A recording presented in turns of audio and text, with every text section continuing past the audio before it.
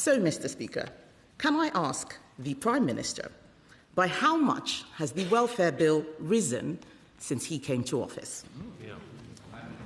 Mr. Speaker, can I just first thank her for her approach and her tone in relation to the Henry Novak tragic case.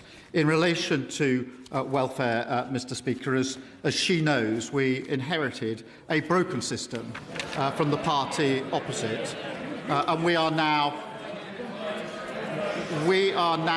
improving that system. Delivering a youth guarantee, rolling out 300,000 work experience placements, and commissioned Alan Milburn's review into youth unemployment. They're the steps that we were taken. As she will know, the number on welfare went up hugely on their watch, as did the cost under the Shadow Chancellor. Mr. Speaker, the Prime Minister doesn't seem to know the answer, so let me tell him. Benefits alone have risen by £20 billion since he came to office. The Prime Minister has promised welfare reforms. We heard him say it just now. So can he tell the House why was there no bill in the King's speech to reform welfare? Well, Mr. Speaker, welfare reform is balancing universal credit so it no longer pushes people away from work. That's what we're doing. They voted against it. Welfare reform is introducing a right to try to incentivise people to take up opportunities. That's what we're doing. They voted against it. Welfare reform is providing record funding on apprenticeships. That's what we're doing.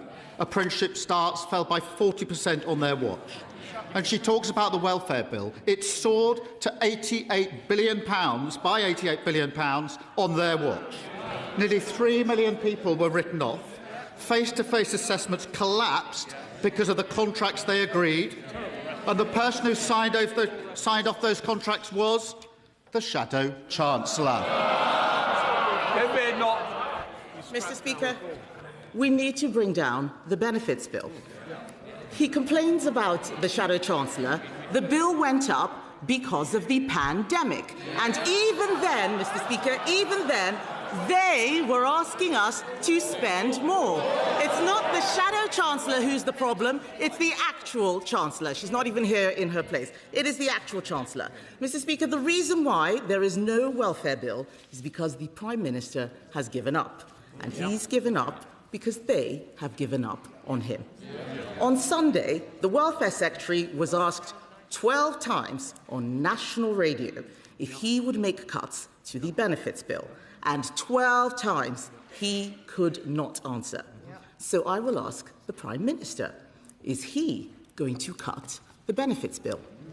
Mr. Speaker, all the measures we're doing to reform welfare, all the measures we're taking to get young people into work are measures to reduce the cost and the numbers of people who are unemployed. And, Mr. Speaker, that's why we've introduced the youth guarantee, so that young people can have help into work, that they can then, after 18 months, if they haven't got a job, be given a job for 6 months, supported, which we know is the best way to ensure that they succeed as we go forward. That is the change that we're making, Mr. Speaker. But they introduced the system that is broken.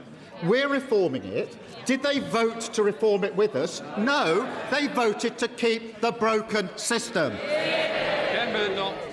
Mr. Speaker, the Prime Minister keeps saying he's bringing in welfare reforms. None of those things are going to cut the bill. Even his own Tim's review explicitly says, this is their review, this is in the terms of reference, explicitly says this is not about generating proposals for further savings. He had a chance to cut benefits. Last year, I remember, they were planning to cut benefits, and on the floor of this House, they U-turned. What did he do when he had a chance? He caved. He caved to all these MPs behind him who don't want benefits brought down. That's why they're sitting silently behind him. So does the Prime Minister agree with his Welfare Secretary that that was the moment he lost his authority? Mr. Speaker, I'm proud of what we're delivering on this side of the House. The fastest growing economy in the G7. They said that couldn't be done. Despite the war in the Middle East, the OECD forecast UK growth is up. and inflation is down. Net migration, Mr Speaker, net migration, which reached nearly 1 million under them, and the Leader of the Opposition was the cheerleader, down by a staggering 82%. The asylum backlog, down by 46%. We're delivering the fastest reduction in waiting times in the NHS in the history of the NHS. That's on top of free school meals, free breakfast clubs and free childcare. And, of course, we're lifting 500,000 children out of poverty. I'm very proud of the work of this Labour government. Mr Speaker, he says he's proud of what they're delivering. I'm glad to see the Prime Minister still has a sense of humour, given we all know he's losing his job soon. He has no authority, and we know why. His MPs will not let him do anything. The Welfare Secretary said in private what they won't dare say in public. He said, "Every meeting I have with Labour MPs is about who can we tax in order to pay more benefits." Shameful. Last week, Tony Blair said, if the Conservative Party repeats its offer of working together on welfare, Labour should accept. So today, I am repeating that offer to the Prime Minister. Is he ready yet? Prime Minister. Mr Speaker, they introduced a system that's broken, and they put the bill through the roof, and now they want to give us advice on welfare. No thanks. No thanks. The question should always be not what benefits people are entitled to, but what help we can give people to change their life. That's what the Work and Pension Secretary was arguing, and he's right about that. And it's a Labour government that's helping people into work. And she asked what we've done. She asked what we've done.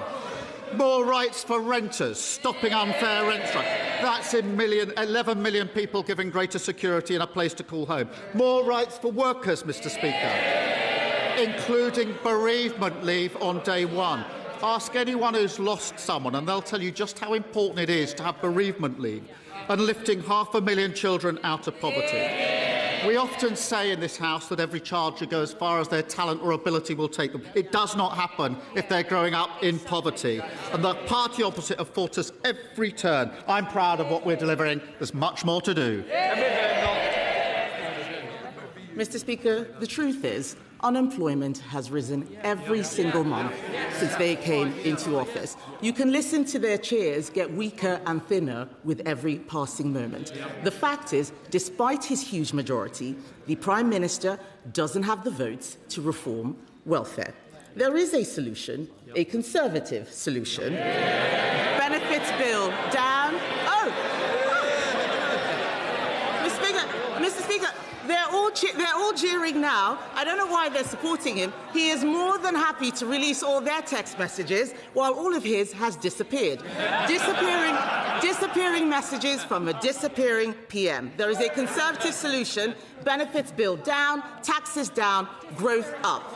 Everyone in this House knows that he is just a caretaker, keeping the seat warm for the Mayor of Manchester. But it doesn't matter who's in charge. Labour MPs will keep asking who can they tax to pay more benefits. It is in their DNA. Isn't it the truth, Mr Speaker, that the problem isn't this passive Prime Minister? The problem is the Labour Party.